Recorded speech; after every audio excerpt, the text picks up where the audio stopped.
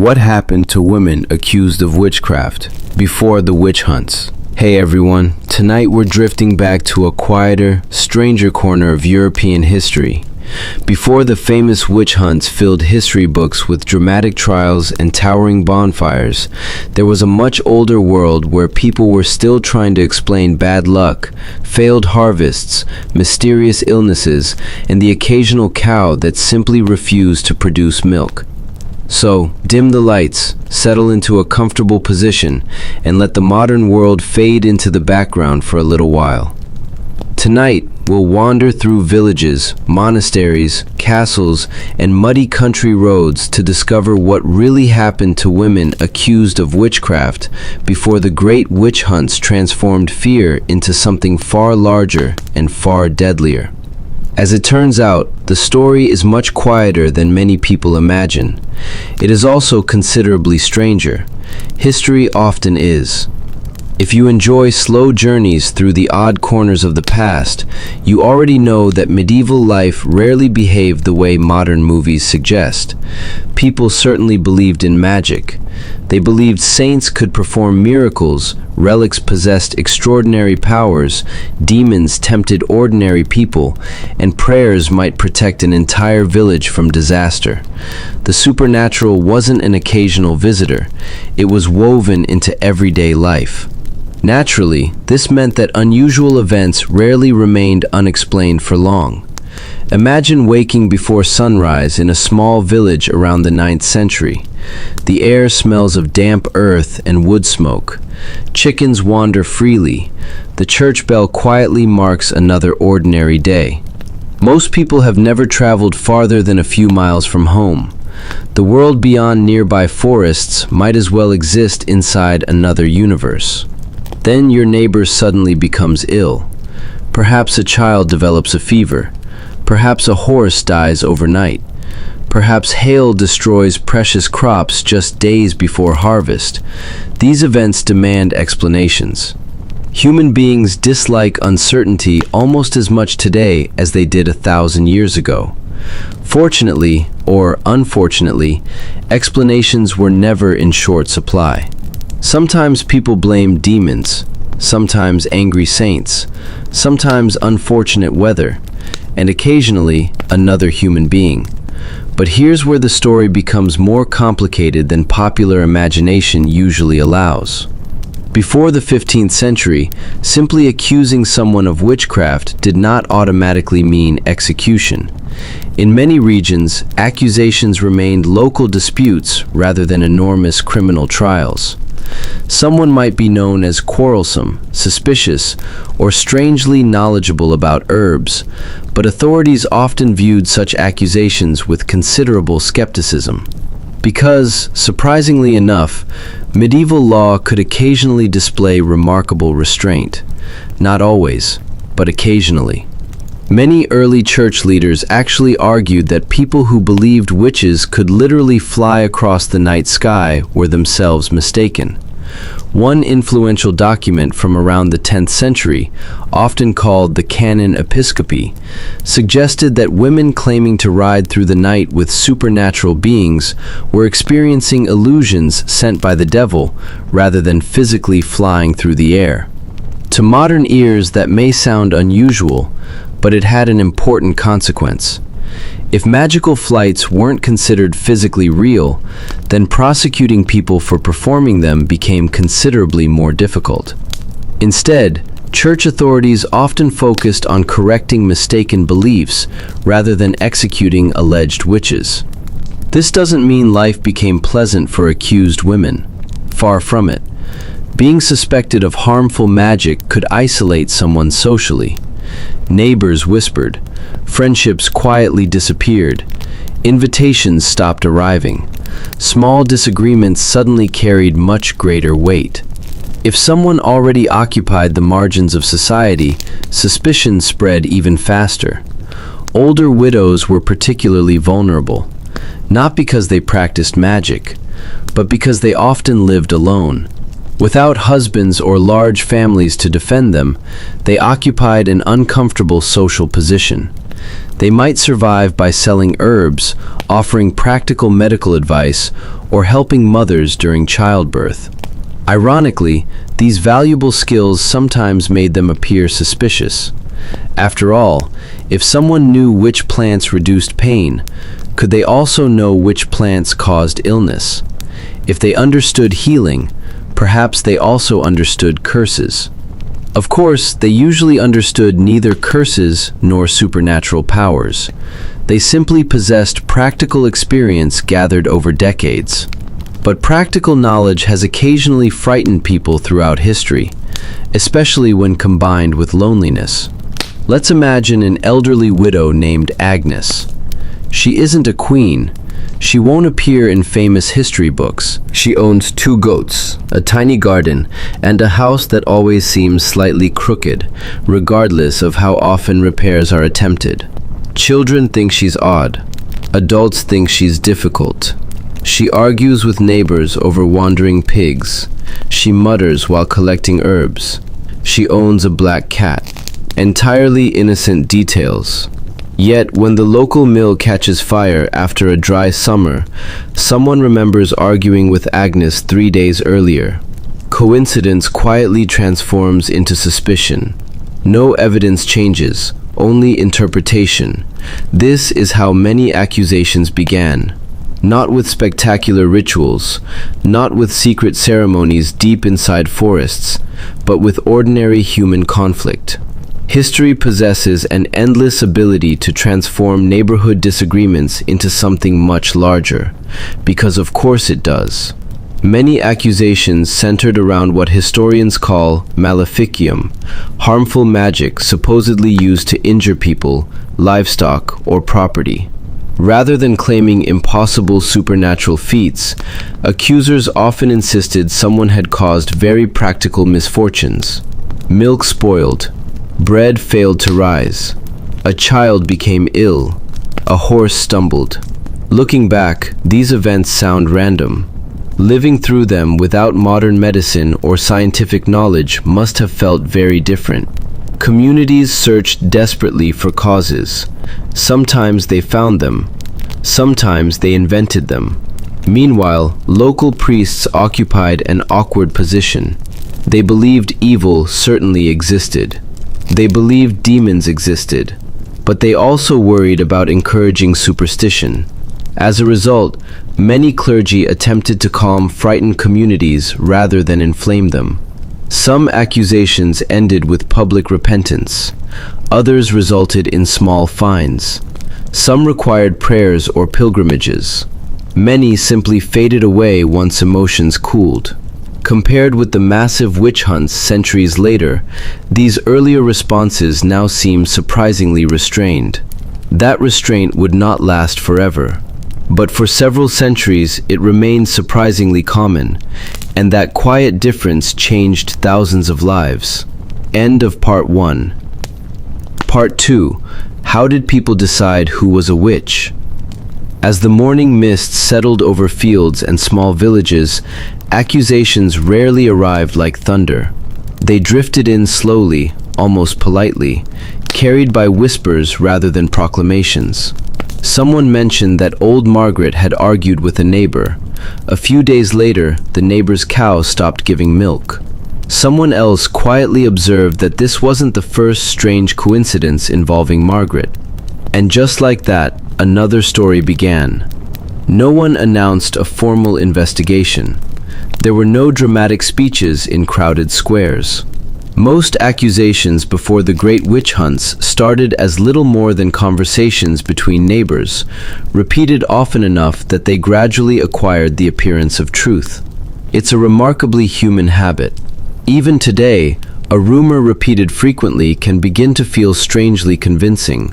1,000 years ago, when scientific explanations were scarce and everyday life depended heavily on weather, healthy animals, and successful harvests, coincidence could appear almost supernatural. Imagine living in a village of perhaps 200 people. You know everyone. Everyone knows you. There is almost no privacy. If your chimney produces smoke later than everyone else's, people notice. If you spend afternoons collecting unfamiliar plants, people notice. If you prefer living alone instead of attending village gatherings, people definitely notice. Being unusual wasn't a crime, but it could become inconvenient, especially when misfortune arrived. One of the most common patterns involved arguments.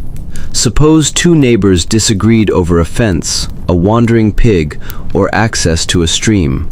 Harsh words were exchanged. Perhaps one person stormed away muttering under her breath. The following week, someone's child developed a fever. To modern listeners, these events have absolutely nothing in common. To frightened medieval villagers, well, perhaps they did. Human minds naturally search for patterns. Sometimes those patterns are genuine. Sometimes they merely help us feel that the world remains understandable. Unfortunately, for many isolated women, they often became part of those imagined patterns. Age played an important role. Many accused women were elderly. Not because growing older granted magical powers. History stubbornly refuses to work that way. Instead, older women often lacked powerful relatives willing to defend them. Their husbands had died. Their children might have moved elsewhere or passed away themselves. Living alone made someone visible. Loneliness has always attracted speculation. Kings worried about rivals, villagers worried about spoiled milk, different worlds, different anxieties, yet beneath all these stories lay the same deeply human desire. People wanted certainty, they wanted reasons for suffering, they wanted to believe disasters happened because someone caused them, not because life could simply be unpredictable. Accepting randomness is difficult, it always has been. So before the great witch hunts transformed fear into organized persecution, accusations remained smaller, slower, and deeply personal. They were born around dinner tables, beside village wells, and in quiet conversations after church, not in grand courtrooms, not yet. That darker chapter was still waiting just beyond the horizon. For now, life continued much as before. The fields still needed tending. The bread still needed baking. The cows still wandered exactly where they weren't supposed to. Because naturally, cows have never shown the slightest interest in respecting property boundaries, and as another season passed, the whispers continued to drift gently through the villages of medieval Europe, sometimes fading away like morning fog, and sometimes lingering just long enough to change a person's life forever. End of part 2. Part 3. When an accusation reached the authorities, eventually a few whispers could become something a little heavier. Not always. Most rumors faded away with the change in seasons. A healthy harvest or the birth of a child often distracted an entire village. Yesterday's suspected witch became today's helpful neighbor simply because there was bread to bake or fences to repair. Life had a habit of interrupting panic, but every now and then an accusation reached someone with authority. Perhaps the village priest heard enough complaints that he felt obliged to investigate. Perhaps a local lord steward received petitions from several frightened families, or perhaps two neighbors argued so fiercely that the dispute could no longer remain a private matter. Contrary to popular imagination, no one immediately built the bonfire. That image belongs mostly to a later period. Instead, the accused woman might simply be summoned to answer questions. The setting was often surprisingly ordinary. A wooden hall, a monastery, a manor house, perhaps a church. There were no dramatic orchestras playing in the background. History, unfortunately for filmmakers, spends much of its time looking rather quiet. The officials themselves faced a difficult task. How does one investigate something invisible? If someone claimed their cow died because of a curse, where exactly should the investigation begin? With the cow? With the neighbor? Or perhaps with the weather, which had ignored human wishes long before kingdoms ever existed. Naturally, medieval officials did not possess laboratories. They had witnesses, and witnesses are wonderfully complicated. One villager insisted he had seen the accused muttering while gathering herbs beneath the moon. Another explained she was simply collecting medicinal plants before sunrise because that was the coolest time of day. Both accounts sounded believable, neither proved very much. Character became almost as important as evidence. If the accused had spent years helping neighbors during an illness, many people defended her. If she was known for constant arguments, suspicion grew far more quickly. Reputation carried enormous weight. Once damaged, it could remain damaged for years. Imagine spending decades building trust within a small community. Then one terrible harvest arrives.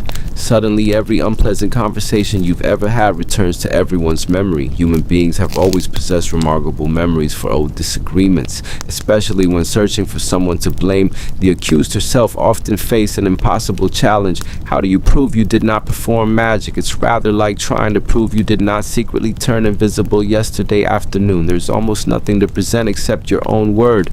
Fortunately, before the great witch hunts, many judges recognized this problem. Without convincing evidence, they often hesitated to impose severe punishment. This hesitation saved countless lives. The church, interestingly enough, sometimes became an unexpected source of moderation. Many bishops worried that belief in magical powers could itself become a form of superstition. If Christians believed ordinary people possessed limitless supernatural abilities, they risked giving too much credit to folklore instead of to God. So some clergy encouraged confession, not of witchcraft, but of believing foolish stories. In other words, a person claiming she flew across the countryside with spirits might be told she had been deceived by dreams or by the devil's illusions rather than actually taking flight. It sounds peculiar today, yet it discouraged some of the more extraordinary accusations. Reality remained complicated enough without adding airborne neighbors. Punishments when they occurred were usually modest by later standards. Someone might perform public penance, pray for forgiveness, donate to the church, or reconcile with offended neighbors. These penalties could certainly be humiliating, but they were a long way from execution. Of course, medieval justice was never perfectly fair. Local politics mattered. Powerful families influenced decisions. Personal grudges occasionally shaped outcomes. Justice has always been an ideal more than a guarantee. Still, compared with the horrors that would unfold centuries later, this earlier world often appears surprisingly restrained. It wasn't kind, but it was different. There was another reason accusations sometimes failed. Fear alone could not keep a village alive. Communities depended upon cooperation. Someone had to harvest grain, someone repaired roofs, someone cared for children while parents worked in the fields. Driving every unusual person away created new problems. That elderly widow accused of strange behavior. She also happened to know which herbs soothed fevers. The quiet woman everyone distrusted. She had delivered half the village's babies. Removing such people carried real consequences. Practical necessity occasionally defeated suspicion.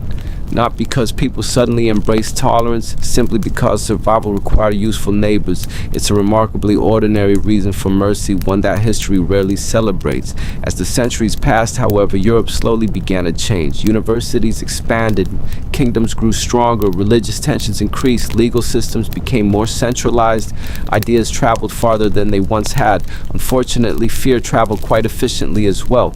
The careful skepticism found in some earlier church writings gradually lost influence in many places. New theories emerged. Some scholars began arguing that witches formed secret conspiracies, made pacts with the devil, and threatened Christian society itself. These ideas did not appear overnight. Like ivy climbing an old stone wall, they spread slowly, almost quietly. One generation inherited stories from the last, adding a few frightening details along the way. By the time the great witch hunts began in the 15th and 16th centuries, Europe had built an entirely different picture of witchcraft. The lonely village healer was no longer merely an unpleasant neighbor. She could now be imagined as part of a vast invisible conspiracy. That single change altered everything. But that is a story for later. For now, let's remain in this earlier medieval world where most accusations stayed small, local, and uncertain. A world where a woman might endure suspicion, damage friendships, and painful gossip, yet still wake the next morning to feed her chickens, tend her little garden, and continue living much as she had before. History often moves more slowly than we imagine. Sometimes the greatest changes arrive one quiet conversation at a time. So as the evening settles over another medieval village, the church bell rings softly across the fields. Smoke curls from cottage chimneys. Neighbors close the doors against the cool night air. Some whisper about curses, others dismiss the rumors with a tired shrug, and most simply hope that tomorrow's weather will be kinder than the day's, because in the end, good weather solved far more problems than accusations ever did. End of part 3. The most surprising part of this story is not how accusations began, it is how many of them simply ended. Not with a dramatic verdict, not with cheering crowds, not with towering bonfires that have become so familiar in modern imagination. Instead, life usually carried on, slowly, almost stubbornly. Imagine waking in the same little village a few weeks after an accusation has faded. The rooster still announces the morning far too early.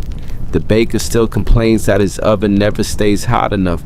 Children still chase each other through muddy lanes despite repeated instructions to stop doing exactly that. Some things, it seems, are wonderfully permanent. The woman who was recently the subject of endless whispers steps outside her cottage carrying 2 wooden buckets. Yesterday she was supposedly capable of mysterious powers. Today she simply needs water. Reality has an extraordinary habit of interrupting exciting stories.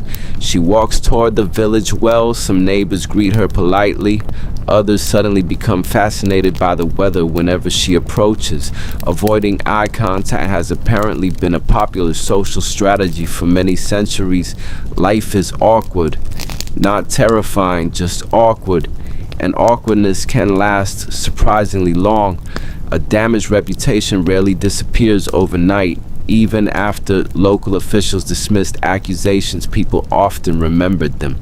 Memory has always favored uncomfortable stories. If someone once suspected you of causing illness, they might never completely forget it. Not because they possess proof, because uncertainty lingers. That uncertainty quietly shaped daily life. Perhaps invitations to evening meals became less frequent. Perhaps mothers visited another healer instead. Perhaps conversation stopped whenever she entered the room. None of these punishments appeared in legal records, yet they could hurt more than small fines. Social isolation rarely leaves visible marks. Still, many women continued working. The herbs still needed gathering. Goats still wandered through gardens. Children still became ill. Someone still had to help during childbirth. Practical necessity often proved stronger than suspicion. The village healer might lose a few customers. She almost never lost all of them, because illness does not wait for perfect reputations. When fever arrived in the middle of winter, people frequently knocked on her door anyway. Fear has limits. Desperation often ignores them. Imagine a cold evening. Snow covers the fields. A young child struggles to breathe. The nearest monastery lies many miles away. There is only one person nearby who understands which herbs ease coughing. Suddenly, yesterday's rumors become slightly less important. History repeatedly reminds us that survival encourages remarkable flexibility. This practical relationship between suspicion and necessity defined countless medieval communities. People could distrust someone while simultaneously depending upon them. It sounds contradictory. Human beings usually are. Interestingly, many accusations eventually became little more than old village stories. Years passed, children grew into adults. New disagreements replaced old ones. Another difficult harvest arrived. Another mysterious illness spread through livestock. Attention shifted elsewhere. Communities rarely remain focused on a single controversy forever. Life supplied fresh distractions with impressive regularity. This constant movement protected many vulnerable people. If every accusation had remained permanently important, medieval villages would have struggled to function at all. Instead, memory slowly softened. Not always, but often enough. Some women even regained considerable respect, especially if they continued helping others despite earlier suspicion. Kindness possesses an unusual ability. It quietly outlasts gossip, not immediately, eventually. Of course, not every story ended peacefully. Certain communities remained deeply divided. Long-standing family rivalries occasionally ensured accusations returned again and again. One disagreement over property might survive across generations. Children inherited arguments from parents. Grandchildren inherited them from grandparents. Nobody entirely remembered how they had started, yet everyone remained convinced they mattered enormously. History is filled with ancient feuds whose original causes quietly disappeared centuries earlier. Sometimes a widow found herself accused more than once, not because new evidence appeared, simply because she remained an easy target whenever unexplained misfortune occurred. If hail destroyed crops, people remembered. If cattle became sick, people remembered again. Repetition gradually created the illusion of proof. Coincidence slowly disguised itself as certainty. This process happened so gradually that few participants noticed it unfolding. Each accusation seemed reasonable when viewed alone. Together, they built a reputation almost impossible to escape. Fortunately, local clergy sometimes interrupted this cycle. Many parish priests knew every family personally. They baptized children, celebrated marriages, buried grandparents. They understood which neighbors argued constantly. They also understood which rumors deserved careful skepticism. A sensible priest could calm frightened villagers simply by refusing to encourage panic. Quiet authority often accomplished more than loud certainty. Unfortunately, sensible priests were not distributed perfectly evenly across medieval Europe. History rarely provides such convenience. Some encouraged moderation, others accepted frightening stories too easily. Everything depended upon local personalities. That pattern appears again and again throughout history. Individual people often mattered more than abstract rules. Meanwhile, beyond these villages, Europe itself continued changing. Trade routes expanded, towns slowly grew larger, travel became slightly more common, ideas crossed mountains and rivers more easily than before. Along with useful knowledge came fearful stories. One village heard tales from another. Each retelling added a little more certainty. A mysterious illness became a curse. A strange dream became a supernatural encounter. A neighborhood dispute became evidence of hidden evil. Stories rarely become less dramatic while traveling, quite the opposite. As generations passed, these scattered tales gradually blended together. Separate rumors became connected. Local suspicions became broader theories. The lonely widow gathering herbs, the midwife assisting childbirth, the woman living beyond the edge of the village, they slowly became grouped into a single frightening image that earlier centuries had never fully imagined. Not because these women changed, because the stories surrounding them changed. That distinction matters enormously. History often transforms ordinary people without requiring them to do anything different at all. The world around them simply begins interpreting familiar actions through a different lens. Gathering herbs remains gathering herbs. Helping during childbirth remains helping during childbirth. Owning a black cat remains owning a black cat. Only the meaning attached to those actions changes, and meanings can be astonishingly powerful. For now, though, we remain in this quieter medieval world, a world where suspicion certainly existed, but where hesitation, uncertainty, and everyday necessity often prevented tragedy. The church bell still rings, bread still bakes in stone ovens, farmers still complain about weather that stubbornly ignores everyone's wishes. The elderly healer still walks familiar woodland paths, collecting plants she has known for decades. Some villagers wave, others pretend not to notice her. Life continues somewhere between trust and doubt, not peaceful, not disastrous, simply ordinary. And perhaps that is the greatest surprise of all. The centuries before the great witch hunts were not free from fear, but neither were they defined entirely by it. Most accusations dissolved back into the slow rhythm of medieval life, where seasons changed, children grew older, neighbors forgave or failed to forgive, and tomorrow's work remained far more urgent than yesterday's rumors. The truly catastrophic transformation was still waiting in the centuries ahead. For now, the whispers remain just that, whispers. End of part 4. Part 5. How an ordinary village slowly learned to fear witches. As the centuries drifted onward, almost unnoticed, something subtle began to change. Not overnight, not in a single kingdom, and certainly not because one ruler suddenly announced that witches were everywhere. History almost never behaves so conveniently. Instead, ideas traveled the same way merchants did, along muddy roads, across rivers, inside monasteries, through letters copied by patient hands, and, perhaps most effectively of all, through conversation. One traveler told another. A priest repeated a story he had heard from a distant bishop. A merchant described strange events from another town. By the time the tale went its fourth or fifth listener, it often sounded far more certain than it had at the beginning. Human beings have always been talented storytellers. Accuracy has sometimes been invited to participate. Sometimes. Imagine a merchant arriving in a quiet village after several weeks on the road. The children gather first, then the adults. Everyone wants news. Who has become king? Which roads are safe? Has the harvest been good elsewhere? Have there been wars? And, inevitably, have there been strange happenings? People have always enjoyed unusual stories. The merchant mentions hearing about an old woman accused of cursing livestock in a distant valley. Perhaps the accusation was never proven.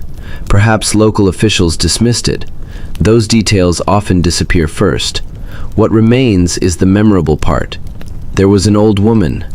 By the following winter, someone else repeats the story. Now the livestock certainly died because of her curse. Another year passes. Someone else remembers that she also confessed. No such confession ever existed. Memory occasionally edits history with surprising confidence. This gradual reshaping of stories happened across medieval Europe. No single person intended to create widespread fear. Countless ordinary conversations slowly accomplished it instead. Meanwhile, literacy, though still limited, slowly expanded. Monasteries copied manuscripts. Universities appeared. More educated clergy debated difficult theological questions. Among those questions was one that would eventually become enormously important. If demons truly existed, could they cooperate with human beings? Earlier generations often viewed supposed magical acts as superstition, illusion, or isolated wrongdoing. Some later scholars began asking a different question. What if these were not isolated events? What if they formed part of something larger? Questions like these possess remarkable power, not because they immediately provide answers, because they encourage people to search for connections that may never have existed. Once someone begins expecting patterns, patterns suddenly seem to appear everywhere. The healer knows herbs. The widow lives alone. The shepherd dreamed of dark figures. The baker's cow became sick. Individually, these events mean almost nothing. Combined in the imagination, they begin telling a story. Human beings are natural storytellers. Sometimes reality politely refuses to cooperate. Unfortunately, imagination rarely notices. This changing atmosphere affected ordinary women far more than kings or bishops. Most royal courts worried about succession, taxes, military campaigns, border disputes. Village healers worried about drying herbs before the rain arrived. Entirely different priorities. Yet eventually, these worlds overlapped. Ideas developed by educated scholars slowly filtered downward into local communities. The journey could take decades, sometimes centuries, but ideas, once released, have an extraordinary ability to travel farther than their creators ever expected. Even so, daily life remained surprisingly familiar. A widow still rose before sunrise. She still fed chickens, collected water, mended clothing, prepared remedies from plants growing along familiar woodland paths. Nothing about her routine appeared mysterious, at least not to her, but perception had begun shifting. A neighbor watching from across the lane no longer saw merely an experienced herbalist. Perhaps they now wondered whether hidden knowledge implied hidden dangers. Exactly the same action, entirely different interpretation. History often changes this way, not by altering what people do, by altering what everyone believes those actions mean. Children absorbed these new attitudes without realizing it. They listened to adults, repeated stories while tending sheep, whispered frightening tales before sleeping. By adulthood, those stories no longer sounded like stories. They sounded like common knowledge. Every generation inherits beliefs from the last. Most never stop to ask where those beliefs first began. Occasionally, someone did ask. Certain priests continued urging caution. Some judges still demanded evidence. Many communities remained reluctant to punish neighbors based solely upon rumor. This hesitation delayed larger persecutions for a remarkably long time. It deserves more credit than history usually gives it. Without these cautious voices, later tragedies might have arrived much earlier. Still, caution gradually faced stronger opposition. Religious conflicts intensified across Europe. Political authority expanded. Courts became increasingly organized. Governments sought greater control over local affairs. The result was a world far different from the small villages we visited at the beginning of this journey. Once accusations entered larger legal systems, they no longer depended entirely upon familiar neighbors. Strangers became investigators.